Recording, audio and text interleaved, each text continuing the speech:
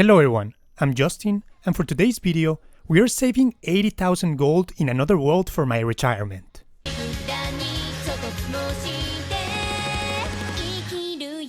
Isekai animes are well known for its variety, as every season we get dumped with at least 5 of them. They could range from a standard hero party defeating the demon lord, an overpowered protagonist living a leisure life, or a really quirky premise that is basically just a fantasy anime with extra steps. Suffice to say, 90% of those animes tend to be trash. They are basically low-quality stories appealing to the core audiences that loves isekais because they represent living a boring and ordinary life. But most of the times they are not done that well, either because the main character is way too OP to the point that you don't feel any sense of danger in his life, or more commonly because the main character just forgets their original values and isn't even trying to go back, or in other instances not even mentioning anything about their past life, as if they had no personality before getting transported or reincarnated, and were only molded by their experiences in this world. Well, what if I tell you that there is an anime that breaks all those standards, and not only pushes for a balance between past and new life, but actually uses it to its benefit for the story? Well, for today's video, we're talking about an anime that just finished airing on the winter 2023 anime season, called Saving 80,000 Gold in Another World for My Retirement. The title already gives its premise of the story, but here is a simple synopsis. Mitsuhe is a girl.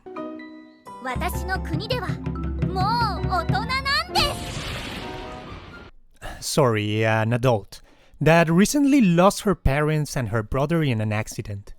Now she has to decide between going to university or finding a job to take care of herself, as she doesn't have anyone to rely on. But unfortunately, that is the least of her problems, as she is falling off a cliff. She is saved by the power of a mysterious being that can teleport between worlds, and gives her the power to do so herself and the always useful ability to understand languages. Now, traveling between a world of fantasy and modern-day Japan, she is set on saving enough money to be able to survive in either of these worlds. And how does she do that? By money laundering. I got to say that this anime knows when to take things seriously and when to be goofy. And even though some parts became unintentionally goofy because of its premise or the animation, it still serves you to immerse yourself into this story. For example, after arriving to the world and realizing how dangerous this new world is compared to Japan, she decides to prepare accordingly. So she just randomly goes to some place and speaking some good old English, and behold, now she can read and speak English. I'm Mitsuha Yamano. Nice to meet you. Which is useful to gather information about the medieval Europe and to reach a mercenary group to train her in armed combat. Yes, the premise looks silly at the beginning, but it leads up to an interesting development that are way better than your typical isekai stories. And she really uses her skills in unique ways, as the translation skill is not only used to the new world, but also back in her own world to learn other languages, as well as the teleportation skill, which combined with GPS, makes her able to travel around the world and visit the mercenary group and acquire weapons which are illegal in Japan. Now armed and with her trusty scooter, she sets off to find a place to establish a business so that she can sell different things at a reasonable price.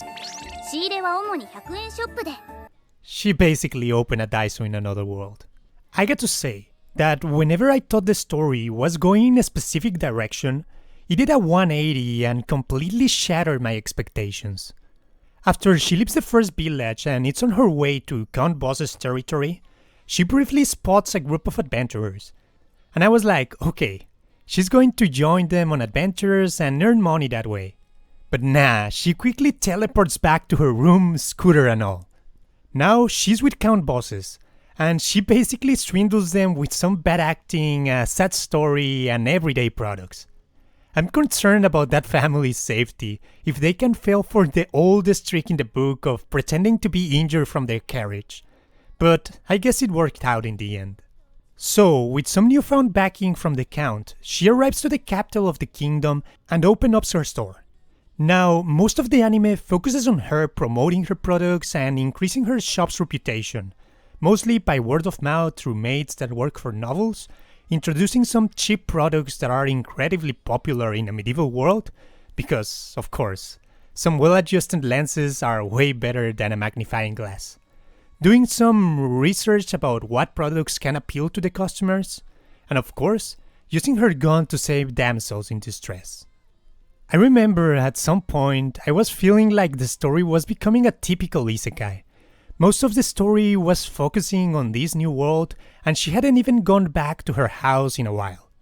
But as soon as I thought that, the next episode she goes back to visit the mercenary group for a party, and now we're entering the war arc.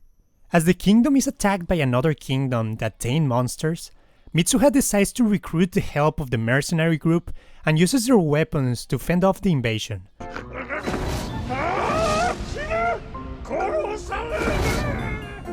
That's how you keep a story entertaining. The story has a conclusive ending, with Mitsuha getting a novel title and acquiring land from the kingdom. But of course, the anime only adapted 1.5 volumes from the light novels, which at this point have already 8 volumes released.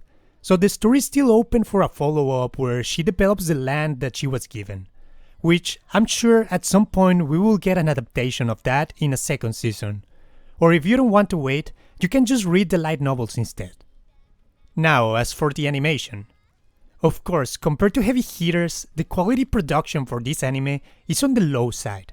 Sometimes their expressions kind of don't match what is happening or have delayed responses. And I thought it was really silly, the whole sequence when they shot the goblins and they aren't even fazed by it. This anime also gives some slight vibes to Gate, specifically in the last episode where a military unit is fighting a dragon. And of course, quality-wise, even though Gate came out 8 years before, the quality of the production was far superior.